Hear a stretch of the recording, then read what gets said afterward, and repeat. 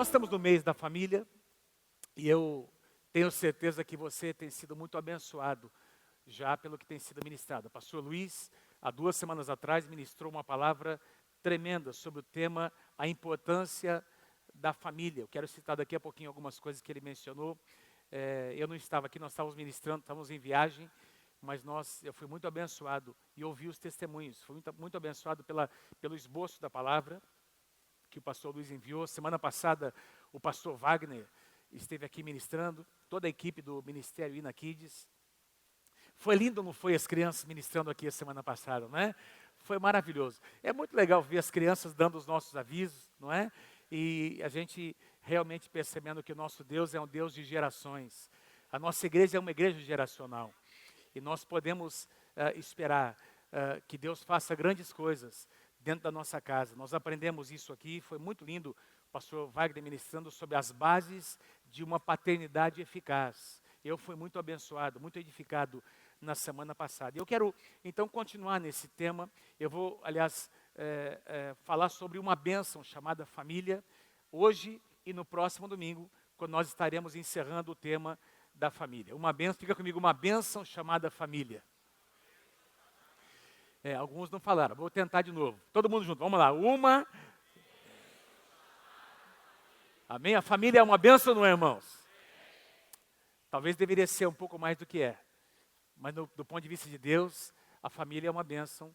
E é muito importante que você e eu entendamos e cooperemos para que isso aconteça dentro do nosso contexto. Pastor Luiz deu aqui uma definição que eu vou apenas citar para vocês, né? 2 semanas atrás. A família é a unidade básica da sociedade e é formada por indivíduos com ancestrais em comum ou ligada por laços afetivos. Por exemplo, por meio da adoção, casamento, porque o casamento acaba unindo pessoas que vêm de famílias diferentes, de contextos diferentes, para começar, então, uma nova linhagem. Esse é um conceito bastante amplo, muito bem feito aqui, pastor Luiz, parabéns, viu? E é um conceito muito, muito bacana e bem amplo sobre a família. Mas eu queria usar isso aqui é um conceito, é uma coisa que a gente pode ler, entender, todos nós concordamos, mas eu gostaria de começar essa palavra lançando uma pergunta para você, pessoalmente. Gostaria que você pensasse, que você voltasse os seus olhos para a sua alma e que você tentasse responder a essa pergunta: o que significa família para você? Não é? Se eu fosse perguntar e pedir para você, se eu passasse aqui uma folha para cada um de vocês, para você escrever algumas palavras, você não precisaria dar uma definição tão linda como essa, não é? Mas se você fosse escrever, se eu pedisse assim, descreva com 3 palavras o que é família para você. Então, família é 3 pontinhos, ou família significa. Para mim, família representa 3 pontinhos, e você teria que colocar aí 3 palavras. O que você escreveria nessas lacunas? Como você definiria? Em 2 ou 3 palavras, o que é família para você? Vocês estão comigo? Isso envolve sentimentos. Vou dar 30 segundos para você pensar. Se você quiser escrever em algum lugar, no seu telefone, na sua folha, em algum lugar, pensar, se você fosse definir em 3 palavras, quais são as 3 primeiras palavras mais fortes, não tenta florir, não tenta deixar mais bonitinho do que é, apenas pense, se é que você consegue, porque eu sei que algumas pessoas, pensar em família é algo tão difícil, que tem uma lacuna e não vem palavra alguma. Mas se você consegue pensar, eu vou te dar 15 a 30 segundos para você pensar em 3 palavras que representam família para você. Vamos lá, 1, 2, 3. Agora eu vou te dar mais 30 segundos para você compartilhar com alguém. Pode ser com a sua esposa, pode ser com alguém muito próximo. O que é família para você? Amém. Queria pedir para você voltar a sua atenção aqui para mim. Levanta uma das suas mãos, assim, aqui na direção. Pai, ajuda-nos nessa manhã. Que a Tua presença venha sobre nós, Senhor. Obrigado porque esse tempo de louvor tem preparado o nosso coração. Para que nós possamos ouvir a Tua palavra. Para que nós possamos ser curados. para que nós possamos ser despertados, para que nós assumamos posicionamentos, para que nós, Senhor, tomemos decisões, façamos escolhas. É para isso que nós viemos aqui nessa manhã, para que a Tua presença nos envolva, de tal forma, Senhor, que como foi profetizado nessa manhã, que grilhões sejam quebrados e que a salvação entre na nossa casa, Senhor. Pai, nós vamos chegar ao final dessa mensagem e vamos nós todos juntos dizer: eu e a minha casa serviremos ao Senhor. Pai, que cada um de nós aprenda a fazer a sua parte, em nome do Senhor Jesus. Quem pode dizer amém? Quem pode dar um aplauso ao Senhor Jesus? Amém.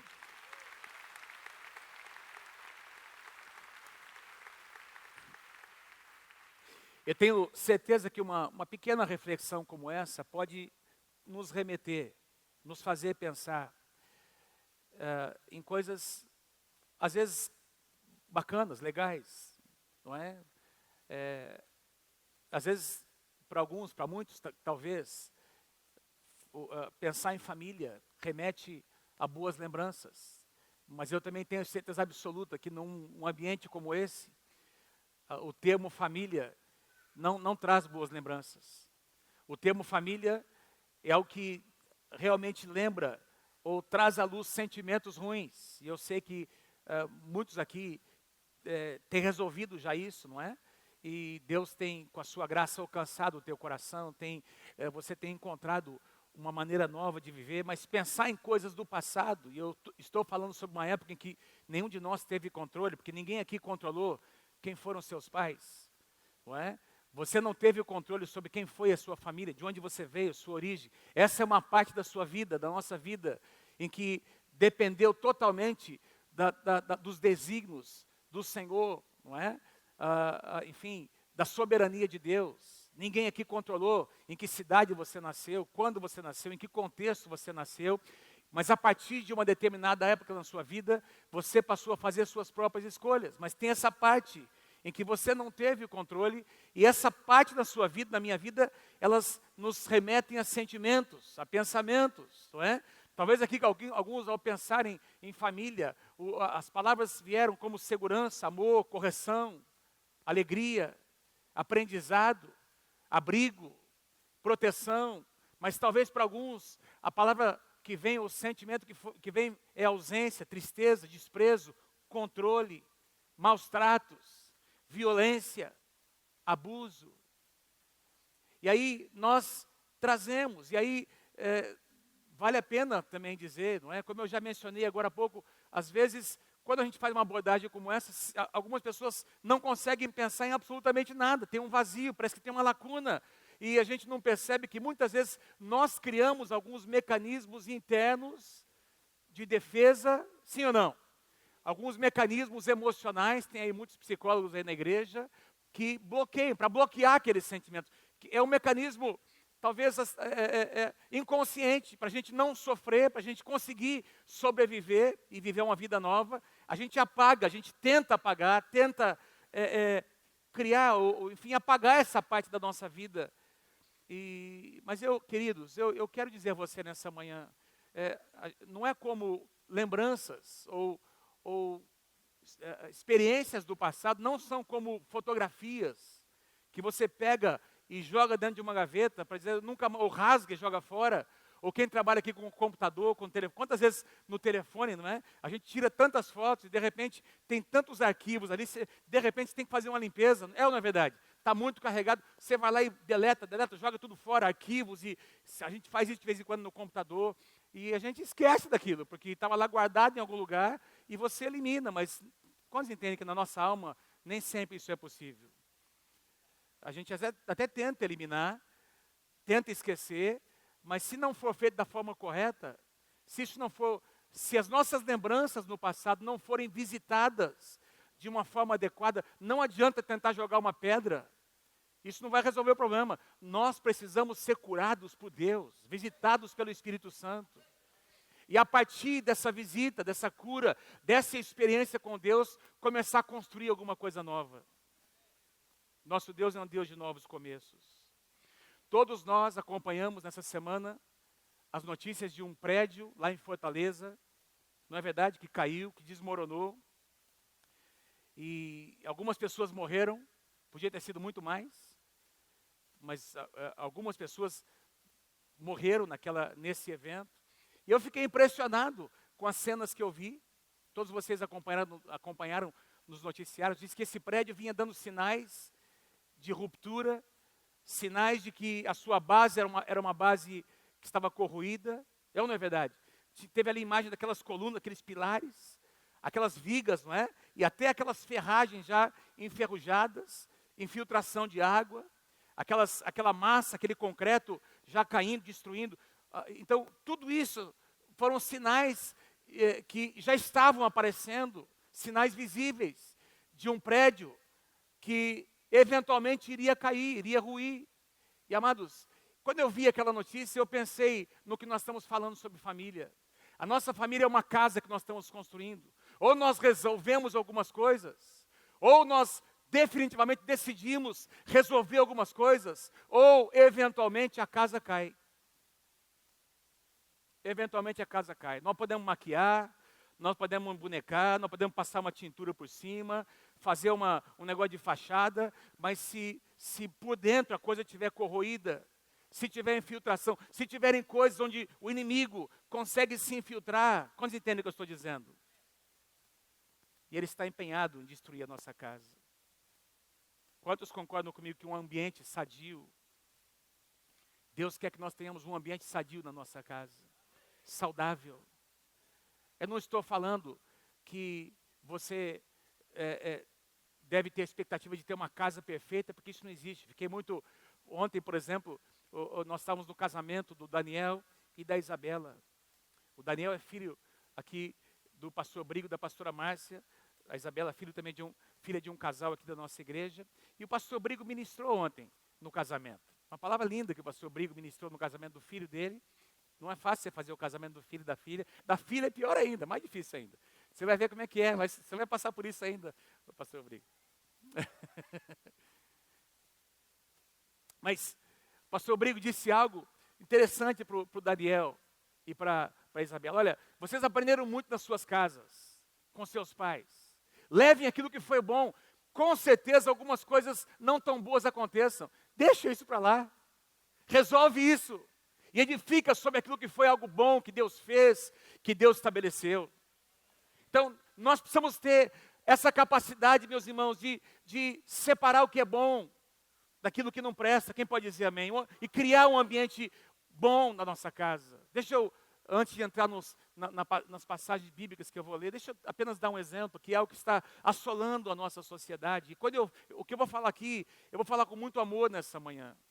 Eu quero citar a questão da agenda homossexual, da homossexualidade, de como isso está sendo fomentado na nossa geração nos últimos anos e vai continuar sendo. Quando você olha para a questão da homossexualidade, por exemplo, e você trabalha com pessoas, não é, que às vezes são sinceras, pessoas que desejam ser curadas por Deus, desejam que Deus visite o seu coração. E aí quando você trabalha, e está mais do que provado que a homossexualidade não tem a ver com genética, tem a ver com comportamento. A homossexualidade não tem a ver com genética, não existe comprovação alguma que uma pessoa nasce com um gene homossexual. Vocês estão comigo, gente? Não existe nenhuma comprovação científica. A homossexualidade é uma questão comportamental que surge, que é decorrente de algumas situações que tem tudo a ver com a família, com o contexto familiar. Na minha opinião, tem 3 razões que podem conduzir alguém a experimentar ou viver uma situação como essa. Primeiro, essa pessoa crescer num ambiente onde a homossexualidade, onde essa questão da sexualidade, do liberalismo, é tratado como algo normal, não é? Com absoluta naturalidade, onde conceitos distorcidos são tratados como se fossem normais. O profeta Isaías diz que um dia haveria esse tipo de atitude, onde o mal seria transformado em bem, o bem em mal, o amargo em doce, o doce por amargo, ou seja, tudo é relativo, não tem mais absolutos. Então, numa casa, numa família, e isso está se tornando muito comum hoje, onde essas coisas são faladas como se fossem algo comum, as crianças crescem num ambiente onde isso é fomentado. Vocês estão comigo? Em segundo lugar, quando existe abuso sexual. Quando o abuso aconteceu, e o pastor Wagner citou um pouco sobre isso aqui a semana passada, não é? Muitas vezes por pessoas muito próximas da família, um primo, um tio, não é? Um vizinho, alguém muito próximo da família. Então a sexualidade daquela criança, ela foi despertada antes da hora e de uma forma totalmente errada. Então, acontece alguma coisa no interior dessa criança e essa criança traz marcas. Ela não consegue lidar com aquilo. E como a sexualidade foi despertada de uma forma errada, isso traz consequências na sua vida adulta. E a terceira razão, então, um ambiente, não é, onde um ambiente totalmente liberal, abuso sexual na infância, a terceira causa aqui, e eu diria que talvez é a principal, a ausência paterna. Ausência paterna. E quando eu digo ausência paterna, eu estou me referindo à figura do pai, não é, que tem a responsabilidade de trazer afirmação para a sexualidade do menino, da menina. Então, você vai perceber isso, não é? Você tem esse rapaz e essa moça que está buscando encontrar alguém que preenche o que o pai não deu. Esse rapaz ou essa moça que são sinceros, mas via de regra, você pode ler isso nos livros. Nós temos aqui na igreja alguns livros que nós temos recebido de testemunhos de pessoas que viveram essa situação e em praticamente 100% deles o pai não estava presente. Por isso Deus está restaurando a figura do pai, a figura do sacerdote do pai, o pai que assume o seu lugar na sua casa, que não se omite as suas responsabilidades. Quem pode dizer amém por isso? E numa perspectiva mais ampla, meus irmãos, nós precisamos discernir que existe uma articulação no inferno para destruir a família. Para destruir a família. Porque se Satanás conseguir distorcer a identidade de um homem e de uma mulher, não tem mais família. A família é formada por um homem e por uma mulher. Essa é a base da família. Essa é a base do propósito de Deus. Tudo começou, não é, com uma família. Então o propósito eterno de Deus passa pela constituição da família. Não existe redenção, não existe propósito eterno no sentido do plano de Deus sem que a família esteja envolvida nisso. A tua família, a minha família. O nosso Deus pensa a respeito de famílias. Muito mais do que pensar em pessoas, Deus pensa em famílias. E o pastor Luiz falou um pouco sobre essa questão do propósito de Deus que envolve a família. E tudo começou lá em Gênesis. Agora sim eu quero ler com vocês algumas passagens. Gênesis capítulo 2, vou passar rapidamente, porque esse é um versículo muito conhecido de todos nós. Por isso deixa o homem pai e mãe, e o pastor Luiz citou essa passagem, e se une à sua mulher, tornando-se os dois uma só carne. O que me chama a atenção aqui são os 3 verbos. Diga assim comigo, deixar. Vamos lá, todo mundo comigo. Deixar, unir-se e tornar-se. Então são 3 verbos que determinam o estabelecimento de uma nova família. A palavra deixar significa, tem a ver com uma transição, esse processo que envolve a cura, o desligamento de uma situação anterior para alguma coisa nova, de uma casa para começar algo novo. Unir-se, essa palavra ela pode ser traduzida como uma cola, uma coisa que gruda, não é? Para unir-se. E na ideia de Deus, o casamento é para toda a vida. No pensamento de Deus, o casamento é um projeto que nasceu no coração dele até os últimos dias. É com uma pessoa. Esse é o plano. Ah, mas tem situações, tem exceções. E me parece que as exceções estão cada vez mais tornando-se a regra. Porque nos Estados Unidos já existe uma porcentagem de aproximadamente 50% a 55% de casais dentro da igreja que estão se separando. Mais de 50% dos casamentos dentro da igreja americana terminam em divórcio. Tem alguma coisa errada, irmãos? Está começando a acontecer no Brasil. Não é isso que Deus planejou para mim e para você. Nós não podemos tratar casamento como se fosse algo que você faz e desfaz ao bel prazer. É para toda a vida. Uma palavra dada, um pedido feito a um pai, um voto feito diante do altar, tem que ter valor. tem que ter um peso, tem que ter uma responsabilidade. Interessante que aqui nessa palavra unir-se tem esse aspecto de aliança, porque eu não vou falar muito sobre isso, mas aliança no Antigo Testamento sempre envolvia algumas questões, derramamento de sangue. A Bíblia diz que Deus teve que tirar uma costela de Adão, ou seja, sangue foi derramado para que Eva fosse formada. Toda aliança no Antigo Testamento tinha condições de ambos os lados. A condição mínima que eu encontro aqui na palavra de Deus é que o casamento é feito entre um homem e uma mulher, e ponto final. Esse é o modelo de Deus. Tem os termos da aliança, os compromissos que toda criança, que envolvia toda aliança no casamento, tem os termos do casamento, tem um compromisso que é firmado. Essa palavra tem que valer para tornarem-se, é o terceiro verbo, tornarem-se alguma coisa maior, alguma coisa nova, uma só carne, tem a ver com intimidade. Não existe um nível de intimidade maior do que aquela que entre um homem e uma pessoa, entre pessoas, do que aquela que acontece dentro do casamento. Uma só carne. Louvado seja o nome do Senhor. Mas é interessante que nessa passagem não aparece a palavra família. Você não consegue ler aqui, nessa passagem, que diz respeito ao primeiro casamento, a primeira família sendo estabelecida, não aparece a palavra família, mas, sem dúvida, o casamento é a base do estabelecimento de uma família. Nós vamos encontrar a primeira palavra família no livro de Gênesis, capítulo 12, na tradução NVI. Eu vou ler primeiro, aliás, é antes, né? É em Gênesis, capítulo 6. Quando Deus fala com Noé. Mas eu vou ler aqui para vocês a promessa de Deus para Abraão, em Gênesis 12, 3. Em ti, Abraão, na tua semente serão benditas o quê? Todas as famílias da terra, apontando para Jesus, a sua semente, ou seja, Deus dizendo para Abraão, mostrando para nós que o plano, o propósito eterno de Deus tem a ver com famílias. Em Jesus, não apenas pessoas serão alcançadas, as famílias serão alcançadas. Eu vou redimir as famílias. Eu vou alcançar o pai, a mãe, os filhos. Eu vou alcançar a posteridade. Eu quero trazer a minha bênção sobre uma linhagem de um homem e de uma mulher de Deus. Essa promessa é para você, meu irmão, minha mãe, em nome de Jesus.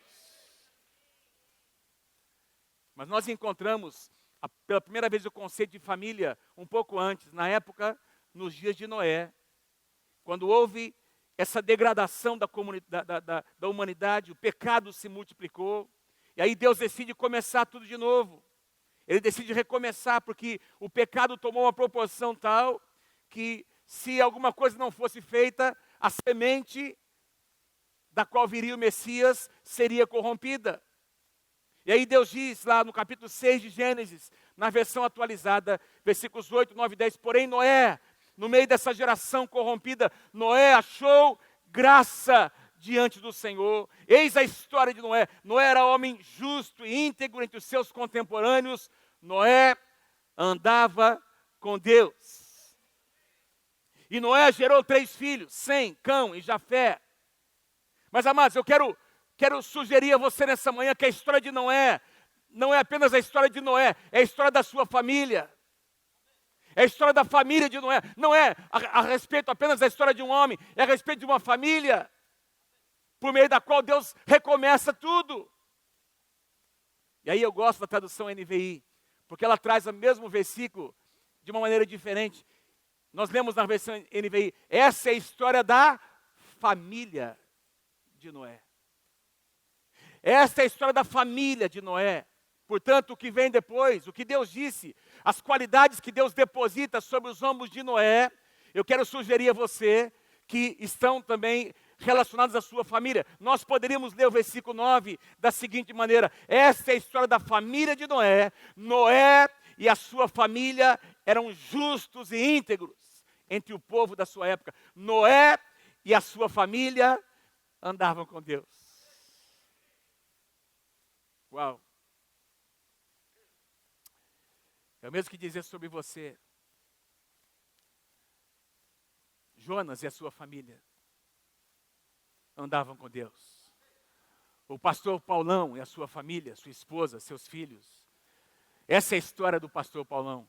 O Paulão, a Marúcia, o Daniel, o Paulinho, suas esposas, seus netos, andavam com Deus. Eram pessoas íntegras na sua geração. Esta é a história de um cara chamado Rocha e Cris. Seus filhos, seus netos, seus bisnetos, que nem nasceram ainda, eram íntegros no meio da sua geração. O Rocha e a Cris e toda a sua família andavam com Deus. Então, meus irmãos, para mim é algo muito forte. E eu quero mostrar força disso para vocês, porque eu gosto muito quando nós encontramos comentários do Novo Testamento sobre acontecimentos do Antigo.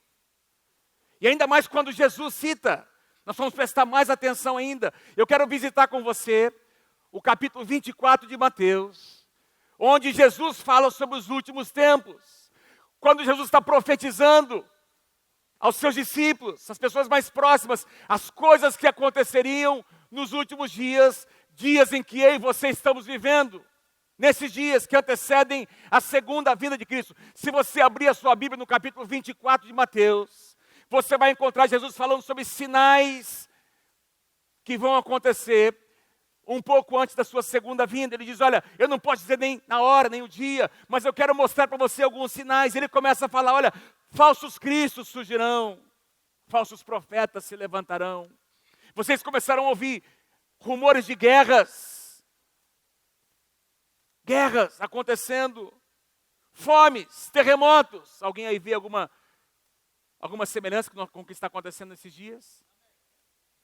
Fomes, terremotos, perseguições diversas aos crentes, aqueles que temem ao Senhor.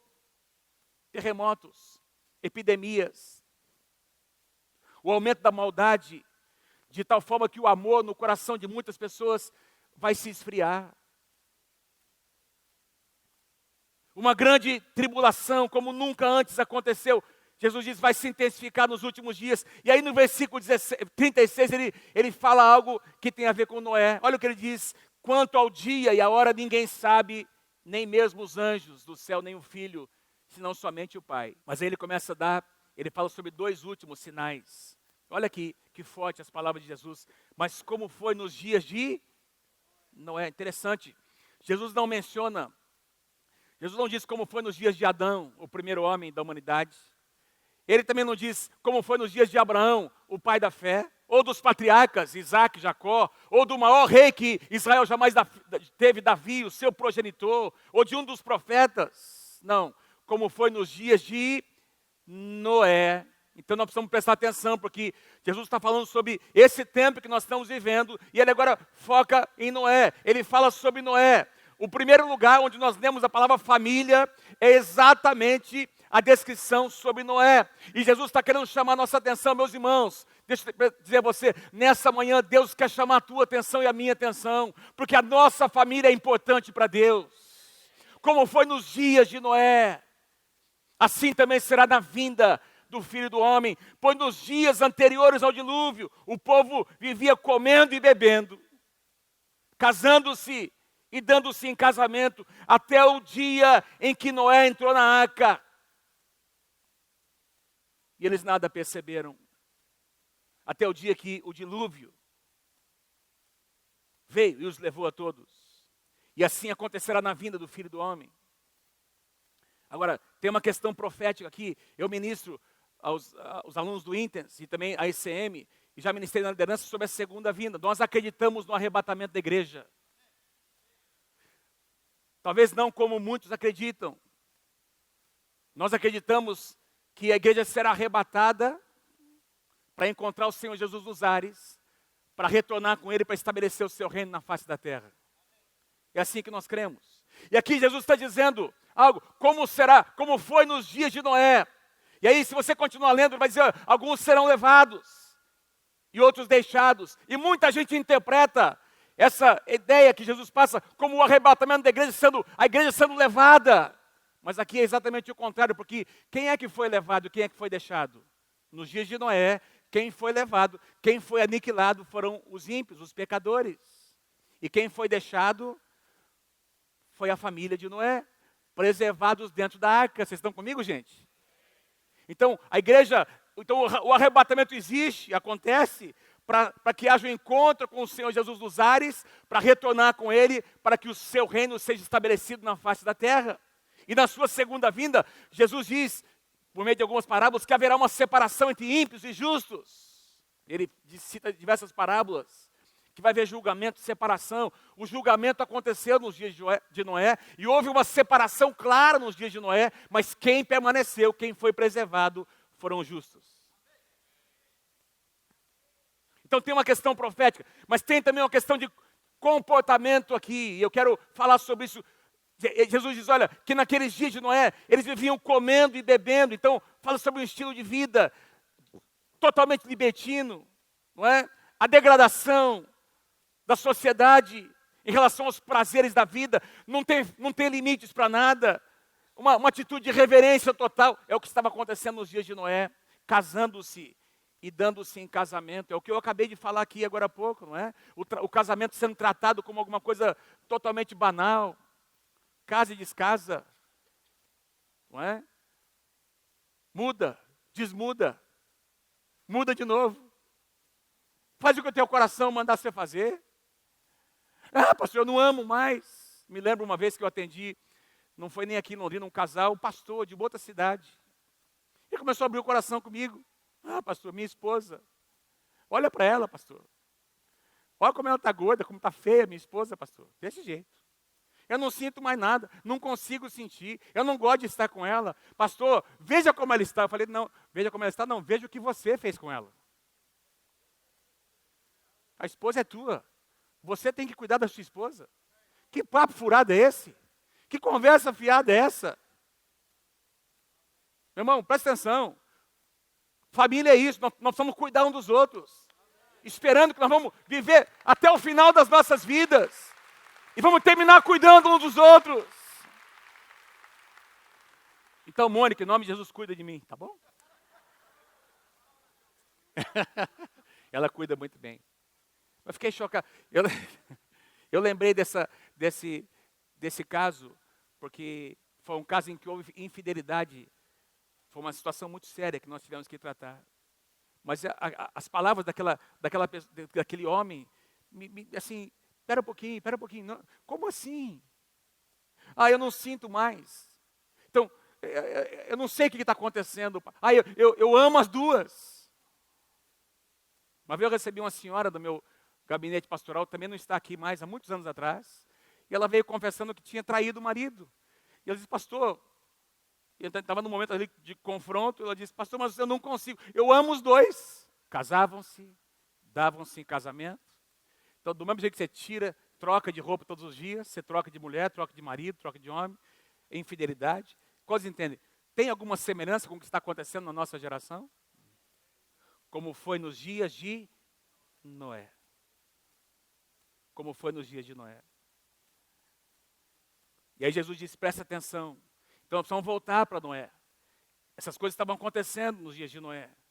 E aí tem uma outra passagem que eu quero mostrar para vocês, e dentro do mesmo contexto em que Jesus fala, Jesus cita a profecia de um profeta chamado Miqueias. Diga assim comigo, Miqueias. Olha o que Miqueias profetizou e Jesus citou também sobre os últimos dias, porque o filho despreza o pai. Miqueias capítulo 7, versículo 6, do que estaria acontecendo nos nossos dias. O filho despreza o pai.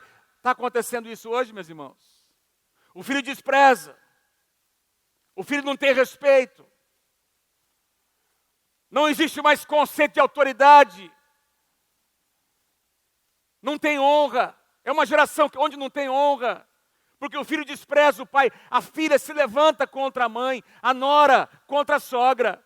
E os inimigos do homem são os da sua própria casa. E eu e você precisamos entender que existe toda uma articulação do inferno para fazer isso acontecer dentro da sua casa. E você e eu, como homens e mulheres de Deus, precisamos nos posicionar dizendo, não, aqui não vai acontecer isso. Não vai acontecer isso. E aí eu quero voltar lá. Como é que Noé lidou com essa situação? Gênesis capítulo 6, versículo 11. Ora, a terra estava corrompida aos olhos de Deus e cheia de violência. Terra que não significa o planeta, mas as pessoas que habitavam na terra. ao ver como a terra se corrompera, pois toda a humanidade havia corrompido a sua conduta, Deus disse a Noé: eu darei fim a todos os seres humanos, porque a terra encheu-se de violência por causa deles, e eu os destruirei com a terra. Então, tem toda uma questão teológica aqui, mas, pastor, é muita maldade. Como é que Deus, um Deus cheio de misericórdia, pôde fazer isso com a raça humana? Foi por amor que Deus fez isso. Porque a corrupção, e aqui eu fui pesquisar quantas pessoas habitavam provavelmente na terra nessa época, e uma projeção aí, alguns milhões de pessoas morreram naquele evento.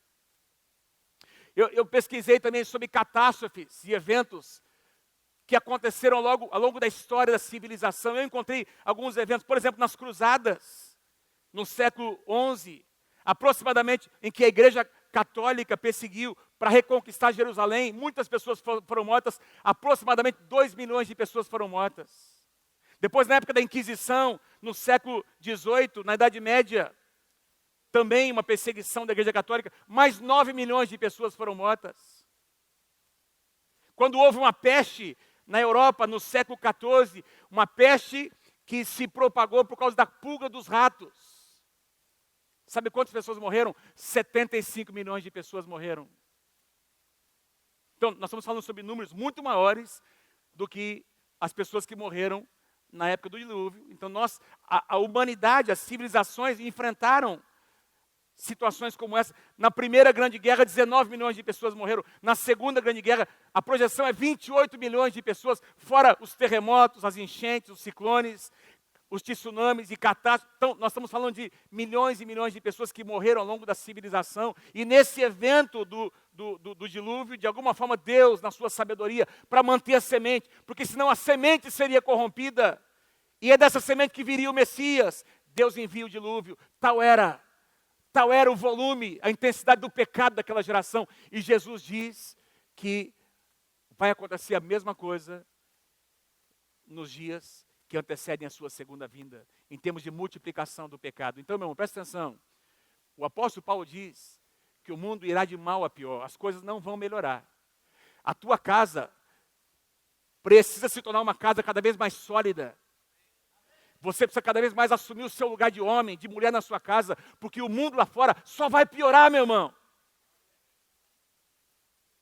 A solução não está lá fora, está aqui, dentro da casa de Deus, na palavra de Deus para a sua casa.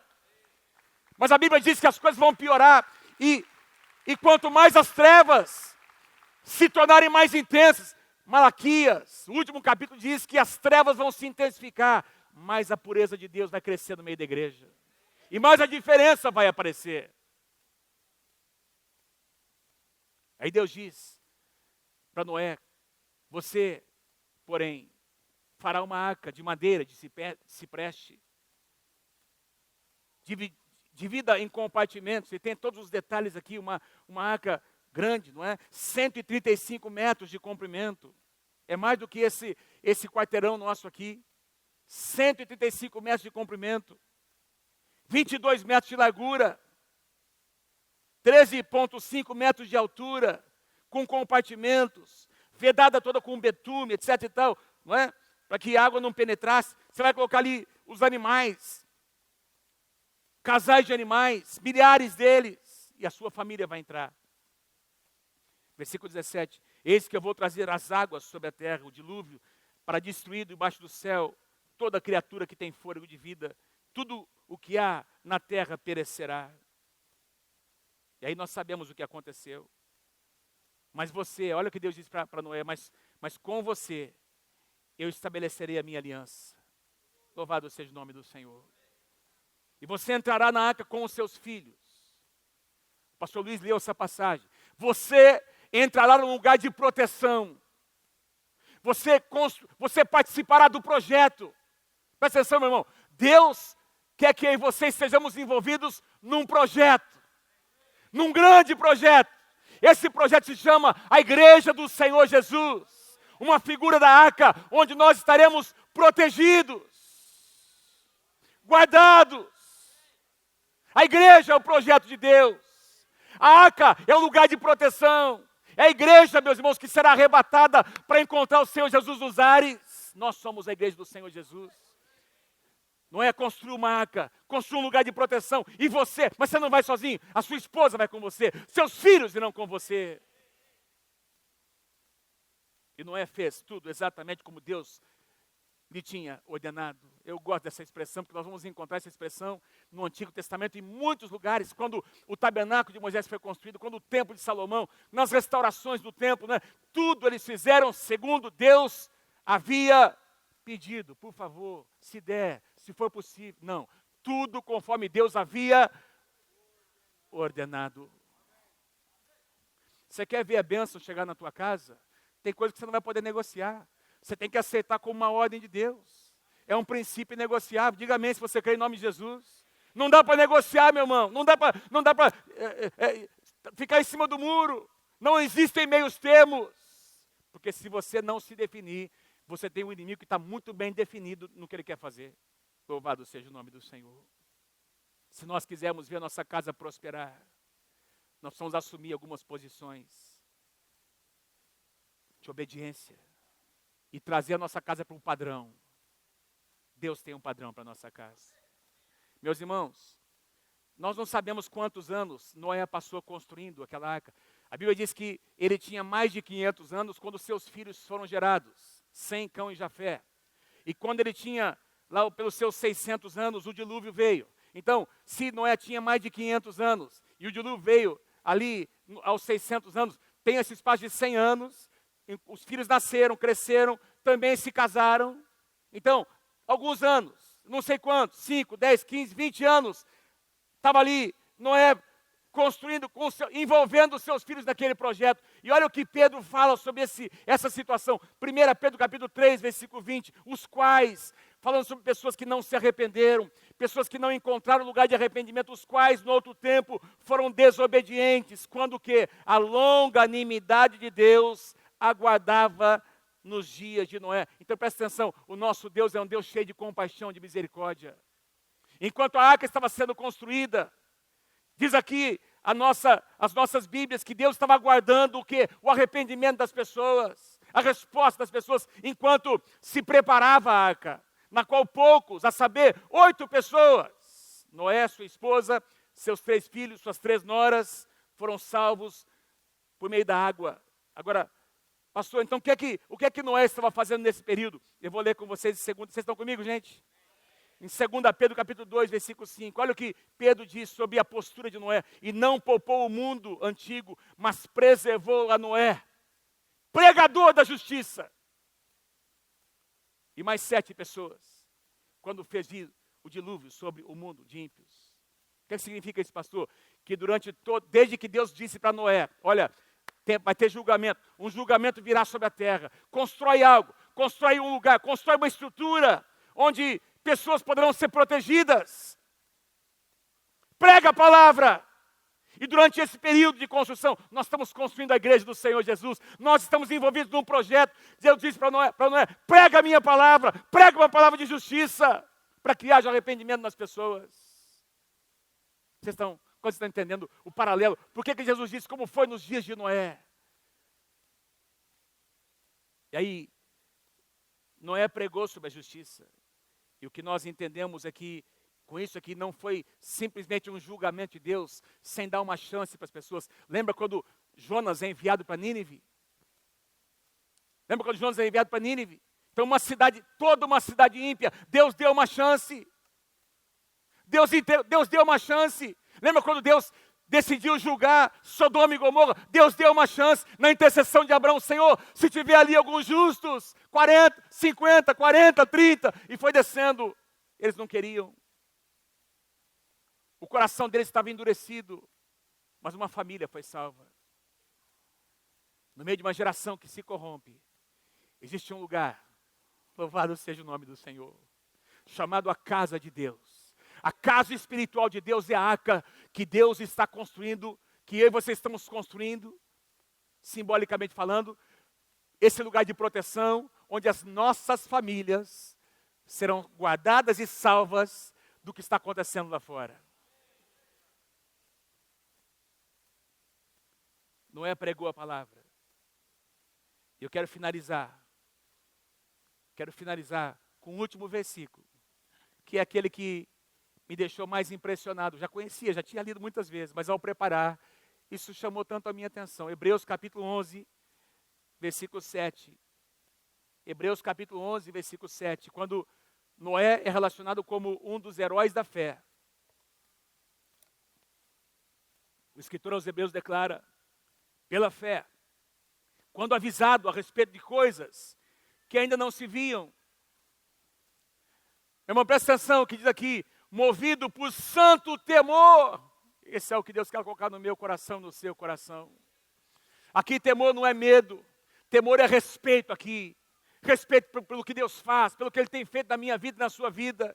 Reverência, movido por santo temor, Noé construiu que uma arca para salvar a sua família. Presta atenção, meu irmão, você precisa construir algo na sua casa, na sua família, nos seus valores, nos seus princípios, para salvar a sua família. É minha e a sua responsabilidade.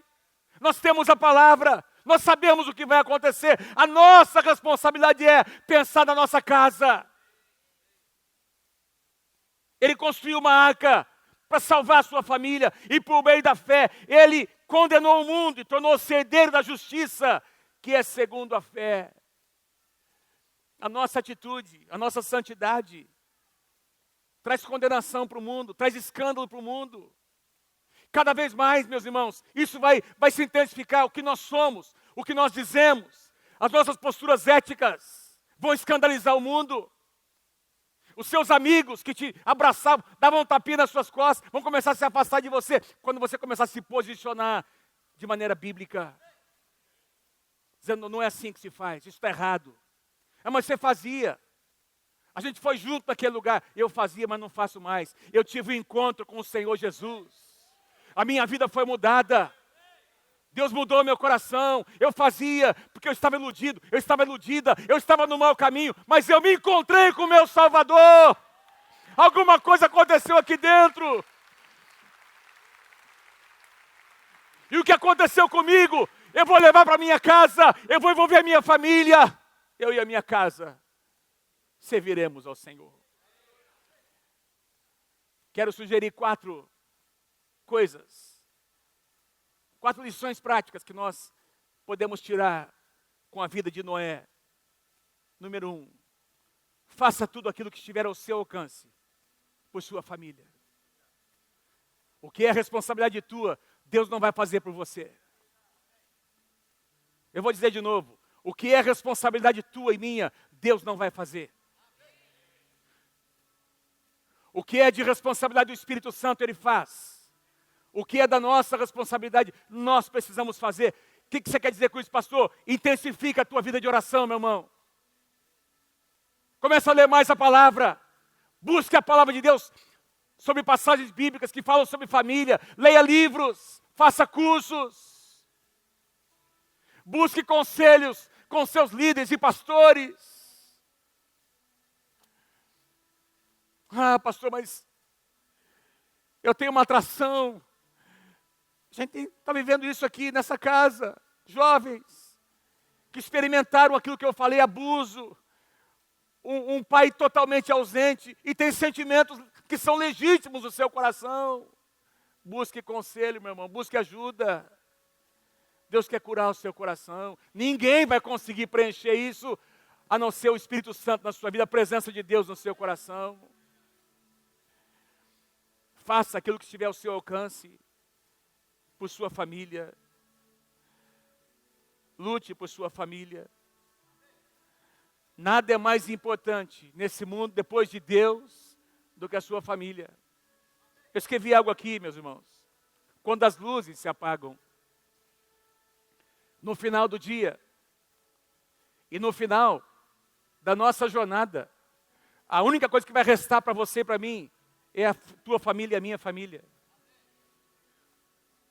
Quantos entendem? Diga amém, em nome de Jesus. Cuida da tua esposa. Cuida do teu marido. Cuida dos seus filhos. Tem famílias em que os filhos não querem cuidar dos pais, porque os pais não cuidaram dos filhos.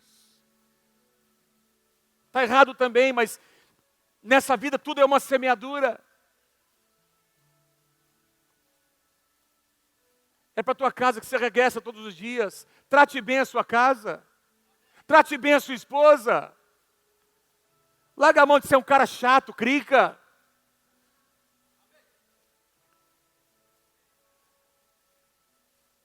Deixa de ser uma mulher ranzinza. Seja uma mulher abençoadora. Libere palavras de bênção sobre a sua casa. Comece o dia abençoando. Comece o dia profetizando sobre a tua casa. Esse é o dia que o Senhor nos fez. Enquanto seus filhos estiverem dormindo, vai lá sem eles perceberem, impõe as mãos sobre cada um deles, profetiza a palavra do Senhor, lute por sua casa, lute por sua família, construa estruturas, onde a salvação virá sobre a sua casa. Número 2, encare crises como oportunidades. Oh, louvado seja o nome do Senhor. Meu irmão, presta atenção. Crises vão continuar acontecendo em todas as áreas, financeira, emocional, espiritual, no mundo, fora, enfim. Nós vamos lidar com isso, meu irmão. Presta atenção. Eu tenho dito isso, já preguei sobre isso, uma série de mensagens. Crises nada mais são do que oportunidades para Deus realizar os seus milagres. Noé viveu numa época de muita crise, mas para ele foi uma oportunidade. Quase entendem o que eu estou dizendo? Envolva a sua família no projeto. Noé não apenas falou com seus filhos, ele envolveu os seus filhos. Os seus filhos ajudaram a construir a arca. Seus filhos captaram a visão, pegaram a visão do coração daquele homem de Deus. Se envolveram no projeto, como aconteceu com aquela viúva. Lembra a viúva que veio procurar o profeta Eliseu? Olha, eu não tenho nada. Ó, procura lá o que você tem? Eu tenho uma botija de azeite. Então vai em todas as casas, procure vasilhas e traga, porque Deus vai multiplicar o azeite. O que ela fez? Envolveu a sua família, envolveu os seus filhos. Buscaram vasilhas. Na hora de multiplicar o azeite, os seus filhos ajudavam, participaram do processo. A multiplicação aconteceu dentro da sua própria casa, com o envolvimento dos seus filhos. Envolva seus filhos no projeto de Deus para a sua vida. Se existe um preço a ser pago, o pastor Wagner falou aqui, nós às vezes como pais queremos, assim, proteger demais os nossos filhos, para que eles não sofram com o que nós sofremos. Deixe eles sofrerem com vocês. Compartilha, depois de uma certa idade, compartilha com eles. Se existe uma necessidade financeira, todo mundo tem que se envolver no projeto. Às vezes o moleque tem que começar a trabalhar um pouquinho mais cedo, para ajudar na casa, a pagar a conta de água, de luz. Para ajudar a lavar uma roupa, a pagar uma conta em casa, sim ou não, meus irmãos? Envolva seus filhos no projeto de restauração da sua casa. Para que eles não cresçam e não se tornem cidadãos mimados, porque o mundo não vai aceitar isso. Se eles não forem tratados e corrigidos dentro da sua casa, o mundo vai tratar com eles. E finalizando, contribua para que a sua jornada com a sua família seja algo agradável. Então você está casado com essa mulher maravilhosa, você está casado com esse homem maravilhoso, é para o resto da vida. Faça dessa jornada alguma coisa boa.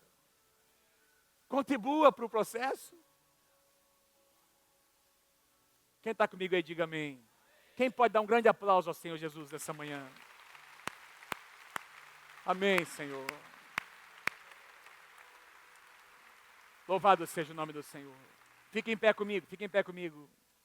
Mais alguns minutinhos eu estou encerrando. Você sabe o que aconteceu, o dilúvio veio. Sabe quantos dias eles passaram dentro da arca?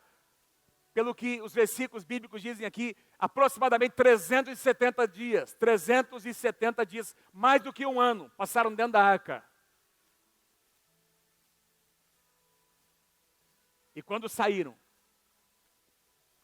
o primeiro ato de Noé foi edificar um altar ao Senhor. Ele envolveu a família nesse ato. E foi nesse lugar, nesse momento, que Deus renovou a sua aliança. Lembra, o arco-íris apareceu. Deus fez uma aliança com Noé e com a sua família. Deus quer fazer uma aliança comigo e com você.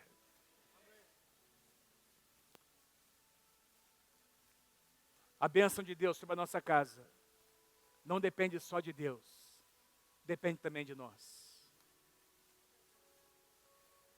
Louvado seja o nome do Senhor.